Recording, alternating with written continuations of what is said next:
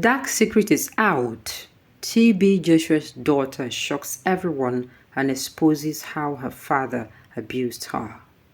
Welcome to the news and thank you for tuning in to listen. Please subscribe to our channel. In a shocking revelation, Ajoke, the daughter of a late Nigerian pastor TB Joshua, has come forward with allegations of constant abuse she endured at the hands of her father. Ajoke, who was born out of wedlock, has bravely decided to share her story, shedding light on the dark side of a man revered by millions.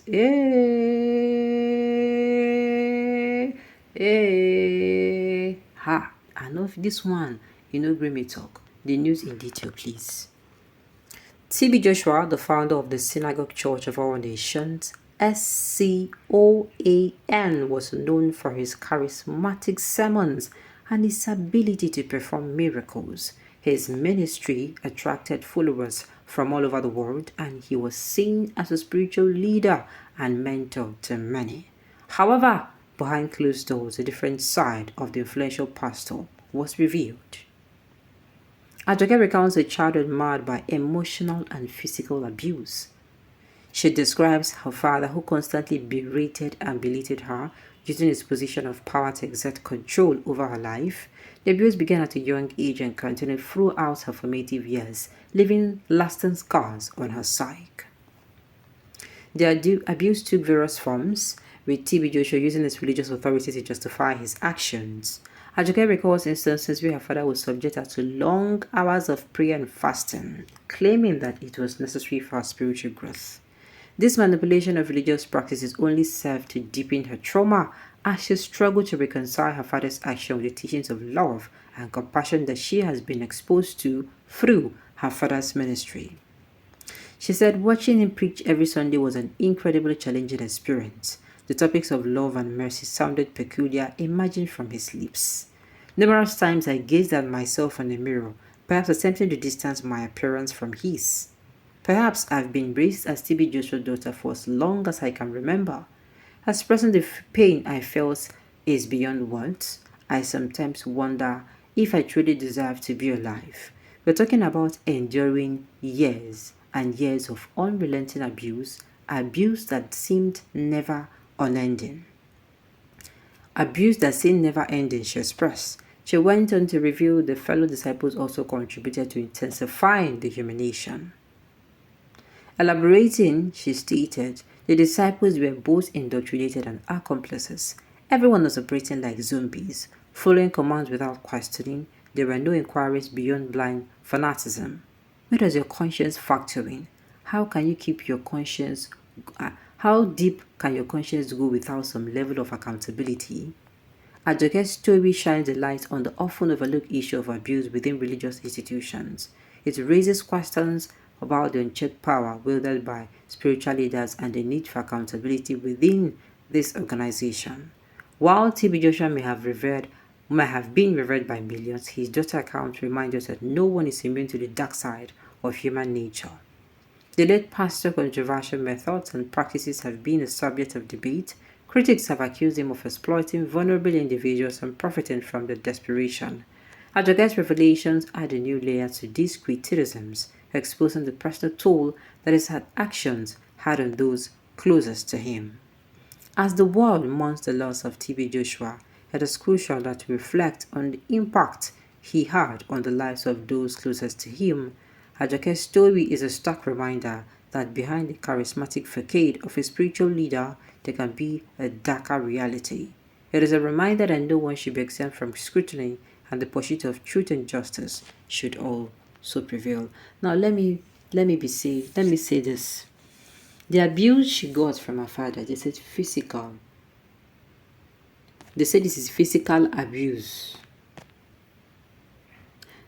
Her father abused her. They did not say sexually, because I know say some people now, their mind will don't go film. Now, I don't know, but this is common in pastors. And they think it is the right thing to do.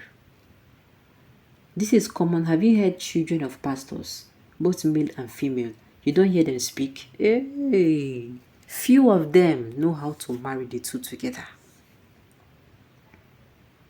I say few of them know how to marry the two together, as in being a good husband and father in the house, and then being a good leader at the church. It is very difficult for many of them to manage it. Very, very difficult. They find it difficult to do what? To balance the two. I've heard stories of pastors' daughters who their fathers are always strict. They think their children are supposed to be role models and example, which I don't have any problem with. But in making your children perfect, do not break them. Do not send them into psychological trauma for the rest of your life. People do not see people who are going to say, I think it's not sexual abuse. This one, it cages you forever. Psychological abuse is the abuse, and emotional abuse are the abuse that will cage you forever. Even when you are free, even when that person has passed away, it is still, you are still living in chains of that. Now, that any form of abuse is bad. That is what I'm saying. Yes, they did not tell us it is sexual abuse. They said it was abuse, but abuse is abuse.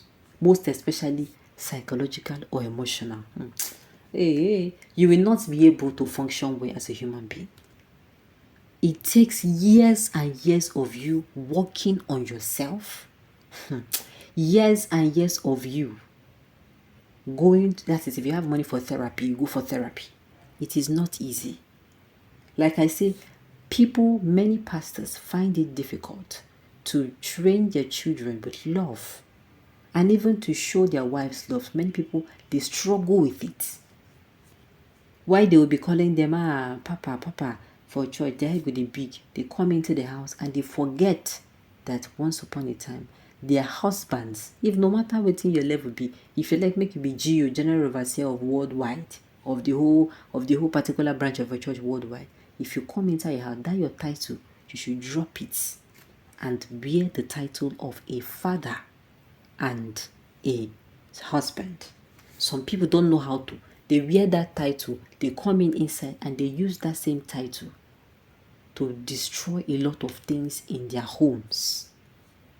Remember, we're not talking about physical, we're not talking about sexual abuse, because anything physical abuse, people can almost relate it to sexual. This is not a sexual abuse, but this attitude is damaging. This lady now, she would need to do what? She will need therapy over and over and over again.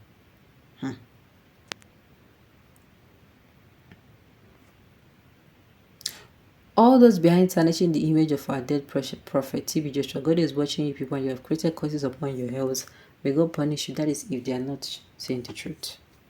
Point of correction: Ajogo is not his biological daughter. He accepted her as a child. People will always betray you. Okay, well, at the end of the day, make we see now. Make we see where this thing go little. But me, I see all the standards. Coming out now to say these things, it's not the right way to go. You saw that time when they're alive, it should have been better. Because that is even when you are going to get the satisfaction, get closure.